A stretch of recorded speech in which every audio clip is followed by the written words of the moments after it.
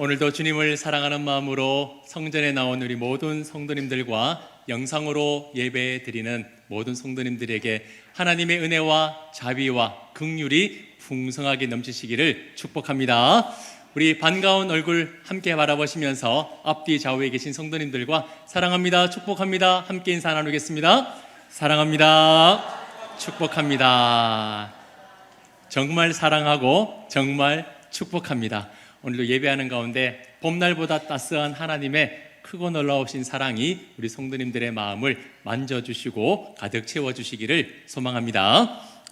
우리 성도님들 지난 한 주 동안 사무엘하 말씀을 잘 펼쳐내셨습니까? 갑자기 목소리가 작아지는데요. 제가 말씀드릴 때마다 성경 66권을 본다면 벌써 10권을 지나왔고요.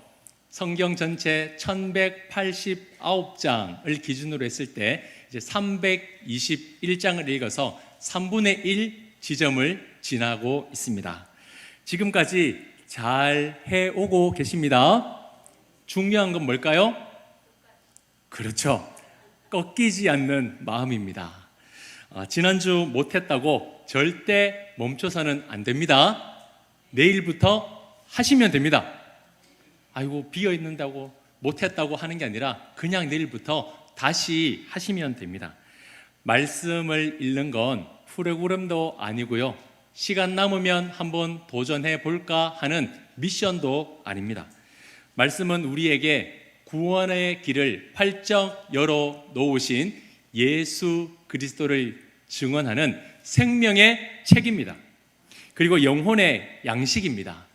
이 생명의 책, 영혼의 양식을 펼쳐낼 때에 하나님께서 우리에게 약속하신 은혜와 축복이 모든 인생 가운데 펼쳐질 수 있기를 다시 한 번 더 주님의 이름으로 축복합니다.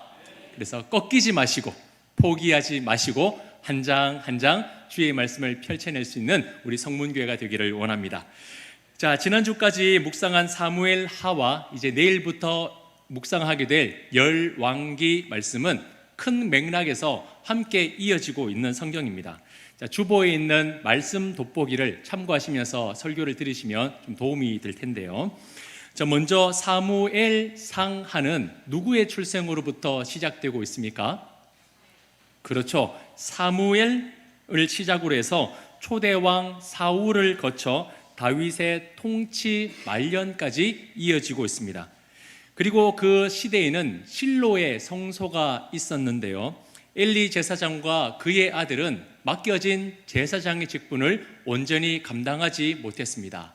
그래서 성소의 기능이 점점 쇠퇴하게 되고 다윗이 성전을 준비하는 내용으로 마치는 것이 바로 사무엘상하입니다. 자, 그러면 우리가 내일부터 이제 읽게 될 열왕기는 어떨까요? 다윗의 통치 말년으로부터 시작해서 그의 아들 솔로몬과 르호보암 순으로 왕위가 이어지고 있습니다. 그리고 남유다와 북이스라엘로 이제 갈라지게 되는데요, 이제 분열 국가로서 남유다에는 르호보암으로부터 총 20명의 왕이, 그리고 북이스라엘은 여로보암으로부터 해서 19명의 왕이 통치하게 됩니다. 그리고 다윗이 그토록 소망했던 성전이 그의 아들 솔로몬을 통해서 완공이 됩니다. 자, 하지만 그 왕들이 통치하는 약 430년간의 그 기간 동안 성전은 점점 쇠퇴하고 북이스라엘과 남유다는 아수르와 바벨론으로부터 결국 멸망하게 되면서 성전 또한 붕괴되는 내용이 이 열왕기에 기록되어 있습니다. 점점 소망을 갖게 되고 점점 하나님의 나라가 완성되는 것이 아니라 끊임없이 추락하고 추락하여 결국에는 나라가 무너지고 성전까지도 무너지는 내용이 바로 이 열왕기 말씀입니다.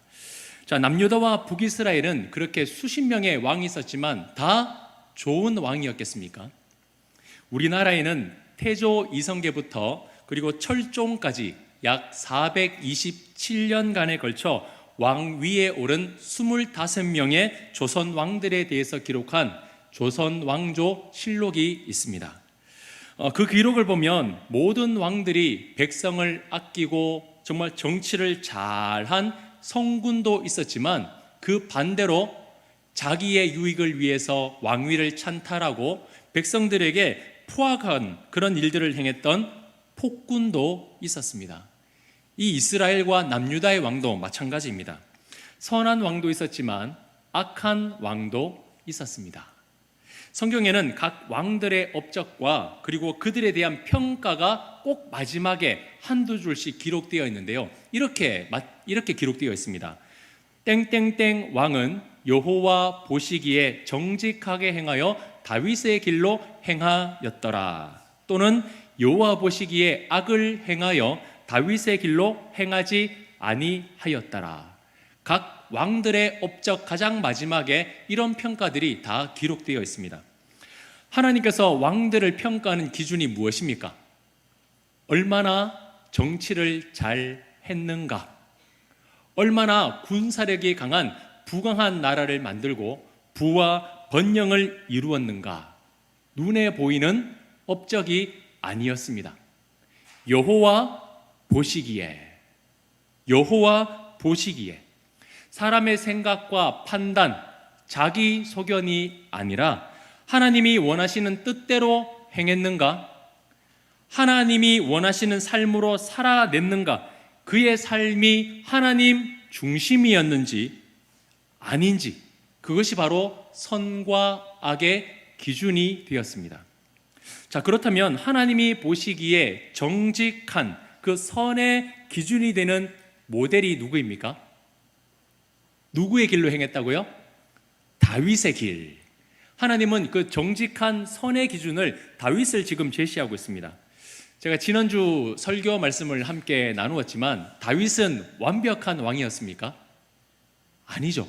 다윗도 죄를 짓고 실수하고 왕 위에서 쫓겨나기도 했고 육체적인 한계를 가진 연약한 사람에 불과했습니다. 자, 그럼에도 불구하고 하나님은 왜 다윗을 선한 왕의 기준으로 제시하고 있을까요? 그 이유는 단 한 가지입니다. 다윗은 회개하여 하나님께 돌아온 사람이기 때문입니다. 하나님은 인간에게 완벽을 기대하지 않으세요. 실수하면 안 돼, 틀리면 안 돼, 조금 더 벗어나면 안 돼, 완벽해야 돼. 하나님은 그거 우리에게 기대하지 않으십니다. 왜냐하면 인간은 이미 죄로 인해 타락하고 부패한 존재라는 것을 하나님이 그 누구보다 잘 알고 계시기 때문입니다. 그렇기 때문에 하나님이 원하시는 것은 조금도 실수하지 않거나 실패하지 않는 완벽이 아니라 내가 죄인인 것을 깨달았을 때에, 내가 죄의 자리에 빠졌을 때에 다시 한 번 더 하나님께로 돌아오는 회개의 길을 걸을 수 있는 사람을 원하신다라는 겁니다. 그래서 다윗은 이 회개의 길을 잘 걸었던 대표적인 인물이라고 말할 수가 있는 겁니다. 그래서 다윗의 길로 행했다. 이것은 다윗처럼 완벽한 삶을 살았다, 다윗처럼 정치를 잘했다, 다윗처럼 전쟁을 잘했다는 것이 아니라 실수하고 넘어지는 순간에서도 결국 하나님께로 다시 돌아왔다라는 겁니다. 결국 하나님께서 이스라엘 그리고 남유다의 왕들을 평가하는 것은 하나님께로 돌아와 인생을 마쳤는가, 아니면 하나님께로 벗어나 인생을 마쳤는가, 그 결과를 보여주는 겁니다. 자, 이런 큰 흐름 속에서 그 중심에 무엇이 있냐면 바로 성전이 있습니다. 열왕기를 관통하는 가장 중요한 핵심이 무엇이냐면 성전이라고 말할 수가 있는 거예요. 다윗 시대까지는 광야 시대로부터 이어온 성막이 있었습니다. 우리 성도님들, 성막이 뭔가요? 간단하게 말해서 텐트입니다. 텐트. 이동식 임시 거처예요. 텐트와 이동식 임시 거처는 계속해서 머물러 사는 것이 아니라 잠시 동안만 머물러서 살다가 또 이동하는 겁니다. 광야 시절에 성막에서 구름이 이동하면 이스라엘 백성들이 따라 이동했고, 성막 위에 구름이 머물러 있으면 이스라엘 백성들도 움직이지 않고 그곳에 머물러 있었습니다. 그래서 성막은 어디를 가든지 그의 백성과 함께 하시는 하나님, 그리고 백성들은 하나님과 함께함을 나타내는 동행을 의지합니다. 성막 가운데 언약궤가 있어서 그 언약궤가 가장 앞서갈 때는 하나님이 이스라엘과 함께 하신다, 그리고 우리도 하나님과 함께 한다 라는 상징이 바로 성막이고 언약궤였습니다. 자, 그런데 반면에 성전은 다릅니다. 성전은 이동하는 텐트가 아니라 고정된 건물입니다. 고정된 건물은 움직이지 않습니다. 이동하지 않아요. 그래서 하나님의 언약궤를 이제 성막이 아니라 성전 안으로 옮겼다라는 것은 이제 그곳에 머물러 계시는 여호와의 임재를 상징하는 겁니다. 물론 하나님은 어디에나 함께 하시기 때문에 동행과 임재를 분리해서 말할 수는 없습니다. 그러나 이 조금 이해를 돕기 위해서 이렇게 한번 생각해 볼 수 있습니다. 자, 하나님께서는 하루는 저기 남구에 계셨다가, 또 하루는 수성구에 계셨다가, 또 하루는 북구에 계시면서 늘 이동하셨어요. 자, 그런데 어느 날부터 하나님께서 대구시 달서구 성당로 9, 어디입니까? 예, 성문교회죠. 어느 날부터 이제 옮기지 아니하시고 대구시 달서구 성당로 9 주소로 있는 성문교회 안에 머물러 계시는 거예요. 그렇게 한번 가정해 보는 겁니다. 자, 그렇다면 하나님을 만나기 위해서는 이제 어떻게 해야 됩니까? 네, 이리 찾아다니고 저리 찾아다니고 왔다 갔다 할 필요 없이 하나님이 계시는 성문교회로 찾아오면 되는 거예요. 이것이 바로 성막과 성전의 차이입니다. 성막은 무작정 따라갔습니다. 가는 대로 이동했어요. 그런데 이제 이 성전은 하나님이 계시는 곳으로 나아오는, 하나님이 계시는 찾아오는 구조로 바뀌게 되는 겁니다. 성전이 늘 그 중심 가운데 있는 거예요. 찾아가고 만나고 가까워지는 것, 이것을 한마디로 정의하면 관계라고 말할 수가 있습니다. 관계. 성막은 늘 이스라엘 백성들이 멀리서 쫓아갔어요. 그러나 성전은 이제 이스라엘 백성들이 그 안으로 나아올 수 있는 가까워진 관계를 표현하는 겁니다. 자, 이런 관점에서 조금 전에 말씀드린 여호와 보시기에 정직하고 다윗의 길로 행했다라는 평가는 결국 무엇을 의미할까요? 성전과 가까웠느냐, 성전과 멀어졌느냐, 이걸 나타내는 겁니다. 그 중심에 바로 성전이 있는 거예요. 이번 주 열왕기상 말씀을 우리 성도님들이 이제 내일부터 묵상하시게 될 텐데요, 아마 확인하실 수가 있을 겁니다. 선한 왕들의 특징이 있습니다. 무엇이냐면 하나님의 성전을 보수합니다. 무너진 성전을 다시 회복하고 다시 고칩니다. 그리고 하나님의 율법을 백성들에게 가르치면서 하나님이 주시는 언약의 복을 백성들에게 흘러가게 합니다. 이게 바로 선한 왕의 특징이에요. 성전과 가까웠고 성전 안에서 전심을 다해서 하나님 앞에 예배드렸습니다. 이게 선한 왕입니다. 자, 반면에 악한 왕은요, 정반대입니다.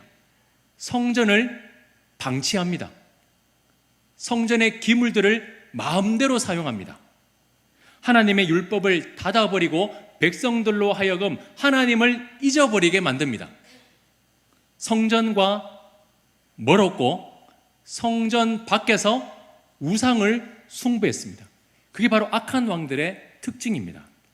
성전과 가까웠느냐, 성전과 멀어졌느냐, 이것은 하나님과 얼마나 친밀하고 깊은 관계를 맺고 살았는지를 보여주는 하나의 척도가 되는 겁니다. 자, 그렇다면 이쯤에서 우리는 근본적인 하나의 질문을 던질 수가 있습니다. 무엇이냐면, 하나님께서는 왜 굳이 성전을 건축하게 하셨느냐라는 겁니다. 굳이 성전이 필요합니까? 그냥 성막 안에 언약궤를 그대로 두면 될 텐데 왜 이 성전을 건축하도록 허락하셨을까요? 자, 이렇게 생각할 수 있습니다. 당연히 하나님이 이스라엘 백성들 안에 머무시기 위해서는 장소가 필요하잖아요. 하나님도 장소가 있어야 어디 머무시지 않겠습니까? 라고 생각할 수도 있는데 과연 그럴까요? 오늘 본문 27절 말씀을 우리 마음을 다하여서 한 목소리로 함께 받들어 읽겠습니다. 시작. 하나님이 참으로 땅에 거하시리이까 하늘과 하늘들의 하늘이라도 주를 용납하지 못하겠거든 하물며 내가 건축한 이 성전이오리이까. 자, 솔로몬은 지금 분명히 고백하고 있습니다. 땅도 하늘도 하나님을 감히 모실 수 없거든 하물며 제가 지은 이 성전에 어떻게 하나님을 모실 수가 있겠습니까? 당시 세상에서 가장 화려하고 웅장했던 그 솔로몬의 성전조차도 하나님을 모시기에 턱없이 부족한 장소였다라고 분명히 말씀은 기록하고 있습니다. 자, 그렇다면 이 질문이 또다시 돌아오죠. 그럼에도 불구하고 하나님은 왜 성전을 짓도록 하셨을까요? 세상에서 가장 화려한 금과 은과 백향목과 많은 것을 가지고 지은 이 성전에도 하나님을 모실 수 없다고 하는데 왜 굳이 성전을 만들라고 하셨을까요? 그 해답이 이어지는 솔로몬의 기도를 통해서 우리는 확인할 수가 있습니다. 자, 29절 말씀 함께 한 목소리로 받들었습니다. 시작. 주께서 전에 말씀하시기를 내 이름이 거기 있으리라 하신 곳이 성전을 향하여 주의 눈이 주야로 보시오며 주의 종이 이곳을 향하여 비는 기도를 들으시옵소서. 아멘. 자, 이 말씀에는 지금 성전에 대한 두 가지 중요한 진리가 담겨져 있습니다. 자, 먼저 첫 번째로는 성전 가운데 하나님의 이름을 두셨다라는 겁니다. 내 이름을 거기에 두었다. 자, 여러분, 이름은 단순한 호칭이 아니라 그 존재 자체 그리고 권위를 상징합니다. 다시 말해서 하나님께서 자신의 이름을 솔로몬의 성전 가운데 두었다라는 것은 하나님의 존재 자체와 하나님이 가지신 온 우주 만물의 권위를 그곳을 통해서 드러나게 하겠다라는 하나님의 의지를 보여주고 계시는 겁니다. 나 여호와 하나님, 내가 가진 권위, 내가 가진 능력을 이 성전을 통해서 보여주겠다라고 하나님이 지금 말씀하시는 거예요. 자, 두 번째로 이 성전에는 하나님의 눈이 향하고 있습니다. 하나님의 눈이 주야로 이 성전을 향해 있습니다. 눈이라는 것은 단순히 사물을 보는 게 아니에요. 본다, 보고 있다, 이게 눈이 아닙니다. 그곳에서 일어나는 모든 상황에 집중하고 있다라는 겁니다. 보고 있고 듣고 있고 이해하고 있다라는 거예요. 그곳에 관심을 두면서 아주 밀접한 관계를 맺고 있다라는 것이 바로 눈이 있다라는 겁니다. 하나님은 이 성전 안에서 일어나고 있는 모든 소리, 모든 상황, 모든 마음들을 보고 계시고 듣고 계시고 알고 있다라고 하나님이 지금 말씀하고 있는 겁니다. 자, 이 두 가지를 종합해 보면 어떻습니까?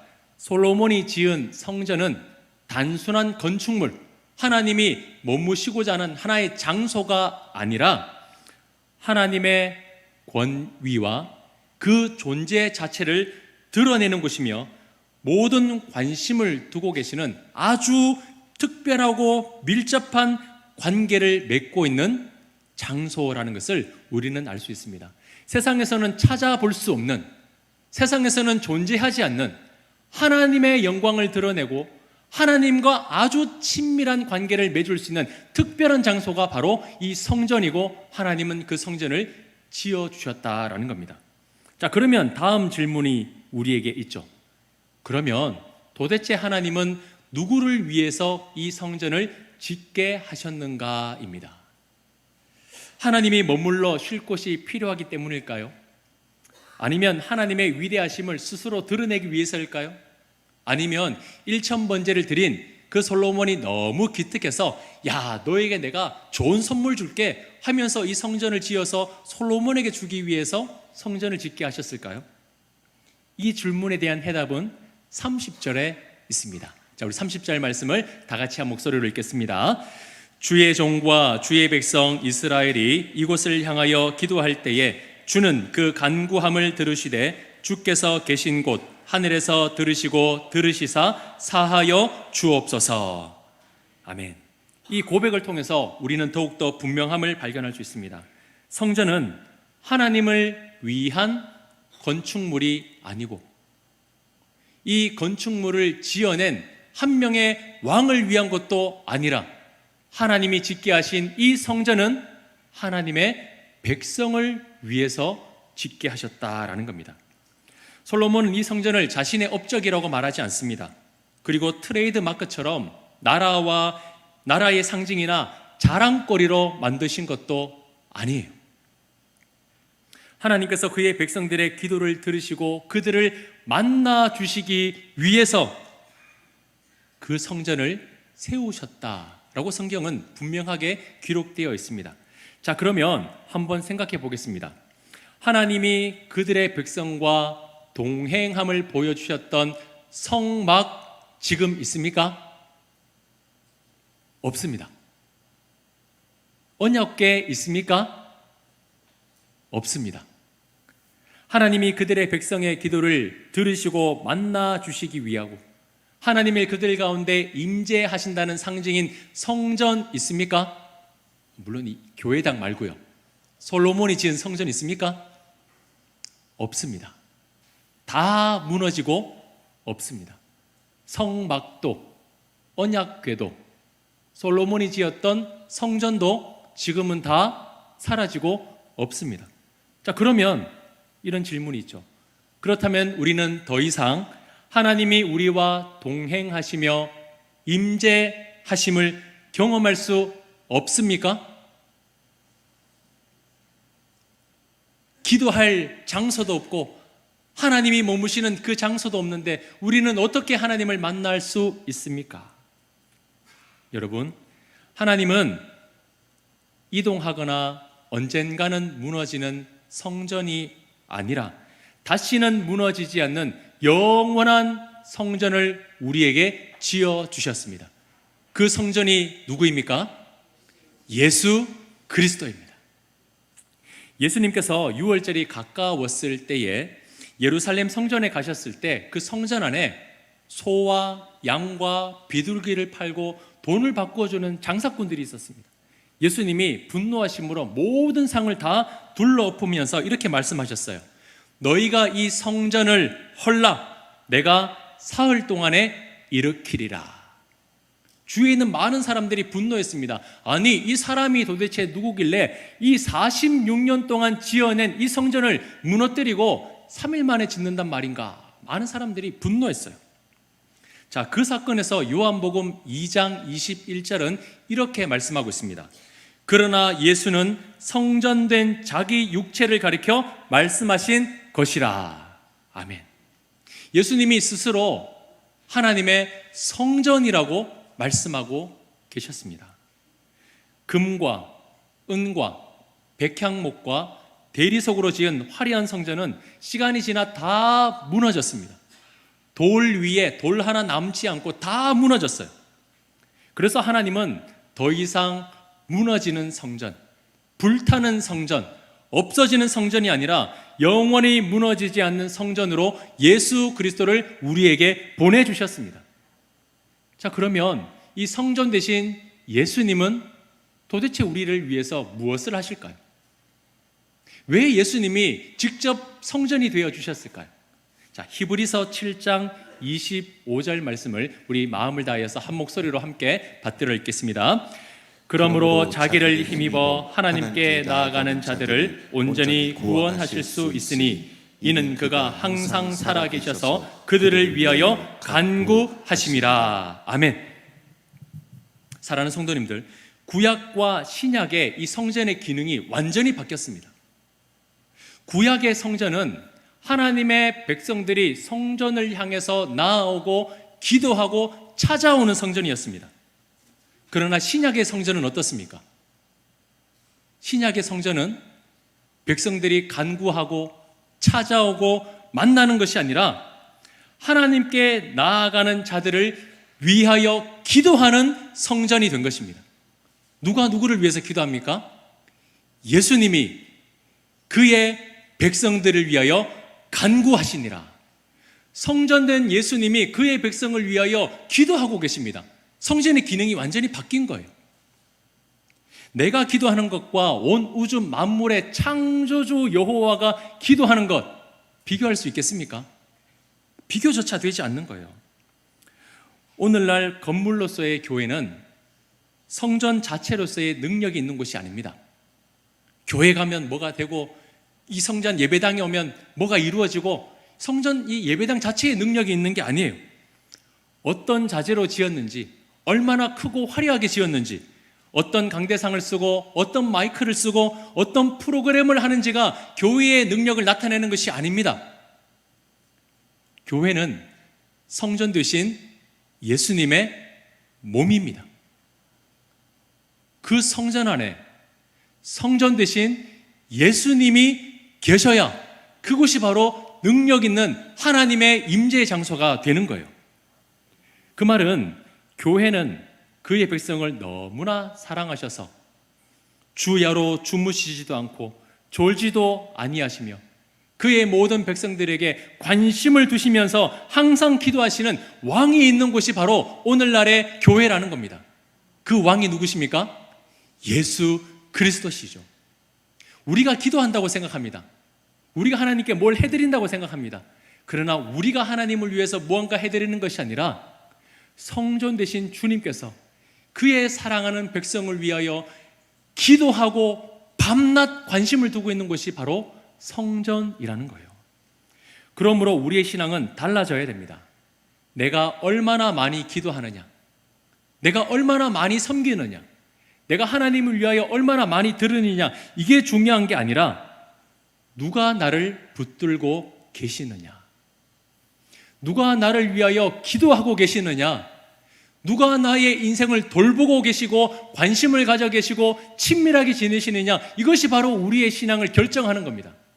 사랑하는 성도님들, 우리의 왕이 우리를 위하여 기도하고 있다는 사실을 믿으시기를 바랍니다. 우리가 하나님을 위하여 기도하는 것이 아니라 그 왕이 우리를 위하여 오늘도 기도하고 있다는 사실을 기억하시기 바랍니다. 저는 오늘 이 말씀이 우리 성도님들에게 위로와 소망이 되기를 원합니다. 우리 성도님들, 기도할 힘조차 없으십니까? 큰 환난을 만나 마음이 무너져 있으십니까? 건강이 무너져 있고 내 삶이 무너져 있습니까? 성도님들, 낙심하지 마시기 바랍니다. 내가 기도할 수 없고 내가 섬기지 못하고 내가 할 수 없을 때 우리의 왕은 주야로 주무시지도 쉬지도 아니하시고 그의 백성들을 위하여 기도하고 계신다는 것을 믿으시기를 바랍니다. 그 왕이 주무시지도 않고 우리 성도님들의 상황을 보고 계시고 알고 계시고 이해하고 계십니다. 그의 백성을 아프게 내버려 두시는 것이 아니라 그의 백성이 다시 살아나도록 그들의 백성의 눈물을 닦아주시고 그들의 무너진 삶을 다시 일으켜주기 위해서 그 왕은 오늘도 우리를 위하여 기도하고 계시는 줄 믿습니다. 그래서 우리는 이렇게 고백할 수 있어요. 나는 혼자가 아닙니다. 나를 위해 기도하는 왕이 계십니다. 그래서 나는 다시 일어섭니다. 사랑하는 성도님들, 이 험한 세상, 거친 세상, 앞길조차 알 수 없는 이 암울한 세상 가운데에 우리는 일어설 수 있습니다. 우리는 무너지지 않습니다. 왜냐하면 우리의 성전 되신 예수님은 십자가에서 승리하셨고 모든 사망 권세를 깨뜨리시고 우리에게 영원한 생명을 주셨기 때문입니다. 그 영원한 성전이 오늘도 우리와 함께하고 계심을 믿고 그의 기도를 통하여 다시 우리가 힘을 내어 오늘의 삶을 살아낼 수 있기를 주님의 이름으로 축복합니다.